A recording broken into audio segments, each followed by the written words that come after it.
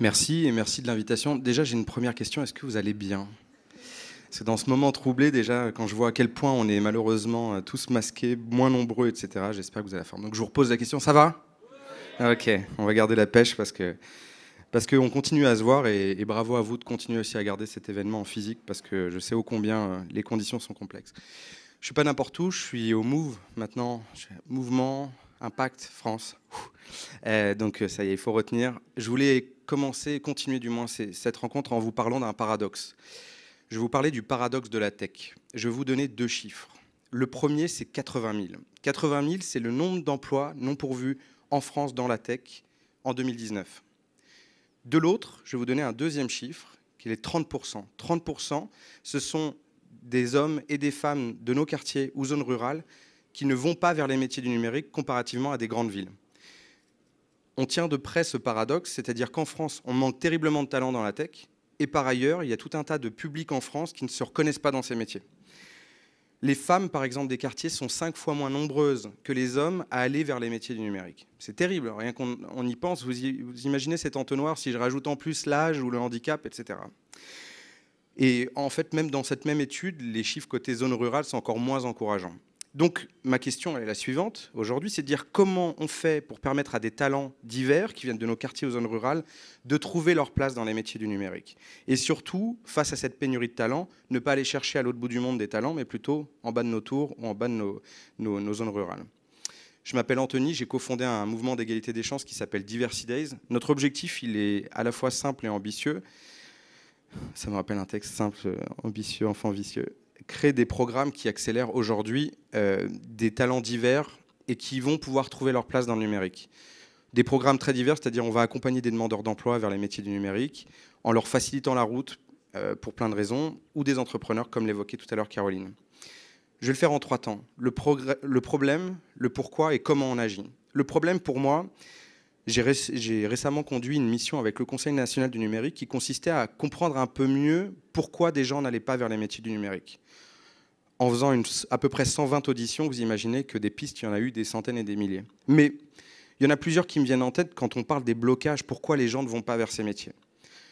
Déjà, il y a un constat tout simple, c'est qu'aujourd'hui, dans la tech, règne quand même l'entre-soi. Quand on est une femme, déjà, on s'y sent mal à l'aise. Donc, je vous laisse rajouter des critères et vous dire à quel point des gens ne se projettent pas dans ces métiers. Dans les autres choses que j'ai notées, c'est des gens qui ne se projettent pas dans ces métiers parce que l'image de ces métiers aujourd'hui tech et numérique sont extrêmement négatifs. Souvent, on y voit un homme seul dans sa chambre, qui n'a pas d'amis, pas de relations sociales, qui est jeune, qui est un peu geek. Enfin, je tire la caricature du geek, mais globalement, c'est ce que des gens dans les auditions projettent sur ces métiers. Mauvaise image, frein psychologique, je ne me projette pas, la tech c'est compliqué, ces métiers, je ne me projette pas dedans. Et à titre personnel, moi j'ai grandi dans un quartier à Évry, et il y a déjà 12 ans, quand on parlait des métiers du numérique, j'ai dû en entendre parler, j'avais 23, 24 ans. 12 ans plus tard, en interrogeant des jeunes de quartier d'une association de Bagnolet, qui s'appelle la JDB, je fais une audition, je pose des questions un peu naïves, parce que je me disais, c'était il y a 12 ans, ça a dû changer. Ces mêmes jeunes font les mêmes constats. J'avais 2-3 geeks autour de la table, des geeks hommes, femmes, etc., avec des compétences très variées, community management, Instagram, etc. Le gars me dit, oh oui, je touche un peu, je vois ces vidéos, c'est génial, je vois ces montages YouTube, je me dis, c'est canon. À aucun moment, ils considèrent que ce sont des métiers du numérique et que ce sont des compétences professionnalisantes qui peuvent les mener vers des métiers. Donc ça, c'est le côté un peu dramatique. Le deuxième, c'est pourquoi c'est essentiel d'agir. Pourquoi je vous interpelle aujourd'hui ? Parce qu'en France aujourd'hui, un tiers des nouvelles offres d'emploi sont en lien avec les métiers de la tech et du numérique.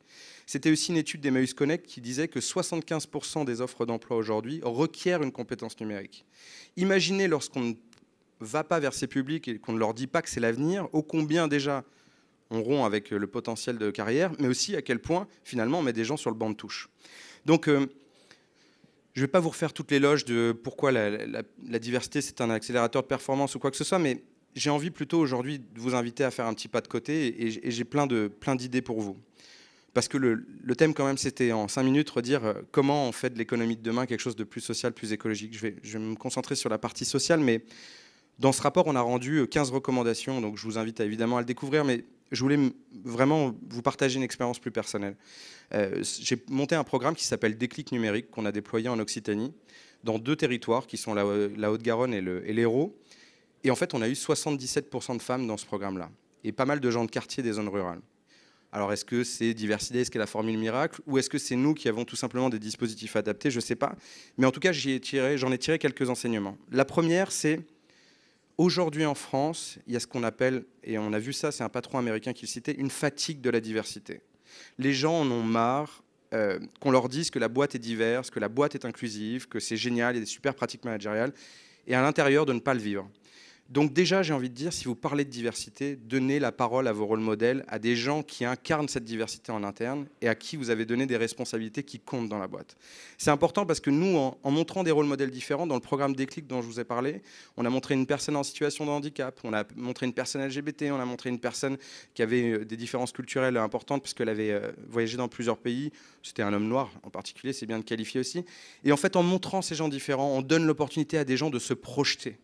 Et ça paraît rien, mais dans ce moment un peu flou du Covid, où les gens se disent est-ce que j'ai ma place, est-ce que j'y vais, et des gens aussi qui vont se voir du jour au lendemain, un peu de manière radicale, perdre leur job. Tiens, j'étais assistant machin, tiens, j'étais comptable, tiens, des métiers dont on va accélérer la transition et in fine la disparition. Tout un tas de gens vont se retrouver sur le carreau à devoir se former à ces nouvelles compétences, et donc il va falloir nous montrer des rôles modèles divers. Et en montrant ces rôles modèles divers, je pense que dans le programme qu'on a lancé, on avait des gens qui avaient aussi bien la vingtaine que des gens qui avaient 55 ans, et des gens qui se sont dit, pour la première fois, c'est possible, je peux avoir ma place. Et ça, c'est super important.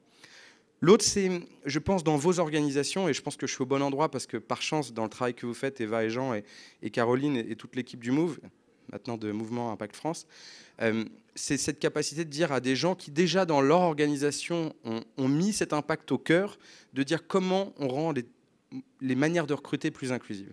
Et quand je dis plus inclusive, c'est il faut que l'on sorte du CV traditionnel, il faut que l'on sorte de l'écueil de réfléchir avec l'école, il faut qu'on mise sur les compétences et le potentiel. Et d'autant plus dans cette période Covid où je crois que si on ne fait pas confiance au potentiel des gens davantage qu'à leur école ou leur CV tradit, on va droit dans le mur. Parce que tout un tas de gens doutent parfois de leur place dans l'écosystème tech et ce sont les compétences de demain.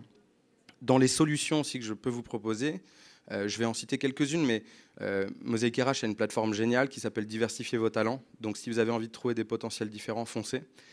On a monté avec cette même fondation Mosaic RH une initiative qui est très discrète pour le moment, qui s'appelle Take Your Place. Quelques start-upers, dont Jean et dont Eva, sont pionniers et aussi vont rejoindre ce mouvement. Et l'objectif, c'est quoi? C'est de partager des techniques de recrutement plus inclusives. On est à un moment de vérité, je crois, et le Covid y a contribué en quelque sorte, c'est de dire c'est maintenant que ça se joue.